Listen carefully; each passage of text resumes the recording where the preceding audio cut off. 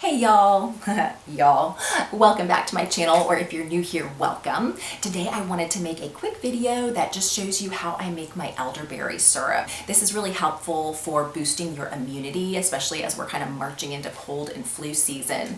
Studies show that when you ingest elderberry, the syrup, not the actual berries themselves, but when you ingest the syrup, it can really help boost your immunity, and then also it can help if you're dealing with cold and flu symptoms. It can really kind of help your recovery process and help ease some of those symptoms. So this is a really easy recipe that you can make yourself at home. I used to think it was kind of difficult, but hey, if I can do it, you can do it. So I wanted to show you that along with my immunity boosting morning smoothie. It's really anti-inflammatory, and it's just an easy on-the-go meal that you can take with you for breakfast. It's going to start your day on a really high nutritional note. So I wanted to show you that, as well as kind of a juice alternative that I have started implementing with my children. We don't do a lot of juice, but they like to have fun tasting drinks that they feel like they're having juice. So I'm going to show you kind of our juice alternative. So I'm excited for you to join me today, and hopefully all of this is going to help keep you and your family healthy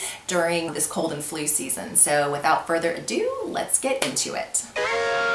So I will write out the recipe in the description box below for all of the ingredients and quantities, but the recipe that I use basically calls for about 3.5 to 4 cups of water, and then to that you add a cup of the dried elderberries. So I'm just pushing them down to make sure they're covered. I'm going to put this on about a medium heat and then cover it so that it comes to a boil, and then from there I just remove the lid and let it boil, more like simmer uncovered for about an hour, and then from there you can see it's reduced as that liquid has evaporated. And anyway, just kind of showing that to you. And then after about an hour of boiling, you just go in and you crush up your berries. That's going to release the oil inside, and then you're just going to toss them over a strainer and push them down a little bit just to get excess fluid out with the fork.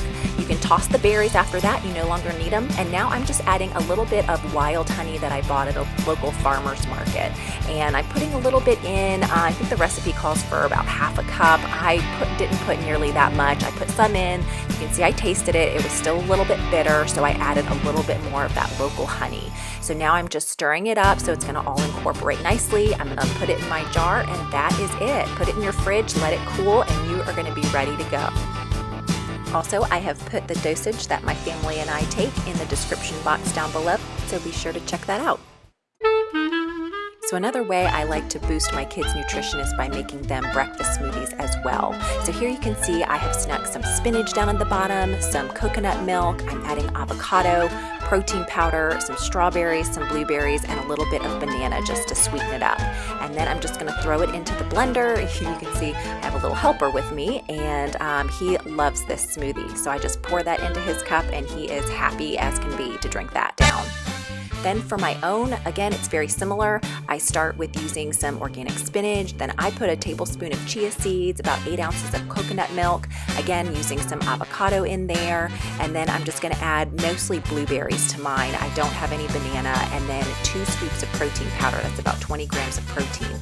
Fill it with a little bit more almond milk, blend that baby up, and I am ready to go. And just as a fun little tip, if your kids ever go to Chuck E. Cheese and get a drink there, grab that straw before you go, because they are the perfect size to drink a smoothie. Alright, and last but not least, this is my healthy juice alternative. This is what I call my lemonade. So I am quartering up a small lemon, and then I'm just going to add one of those quarters to my son's, water cup that has filtered water already in it, and then I'm just going to add the smallest squirt of stevia. So it really does taste a lot like lemonade. It's just you don't have all that high inflammatory sugar. Instead, you're using stevia, and they're even getting some vitamin C in there along with a little fiber from the pulp.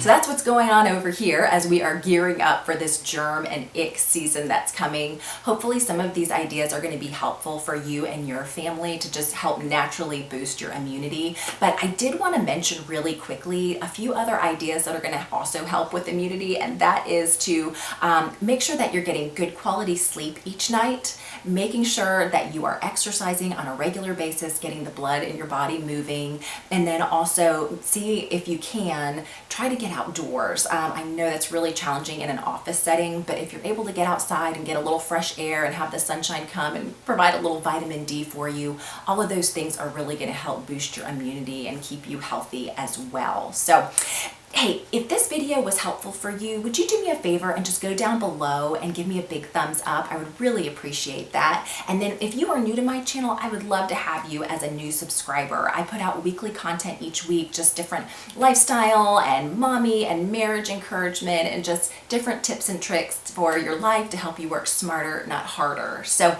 with that being said, until we meet back here again next week, may the Lord bless and multiply your time. Bye.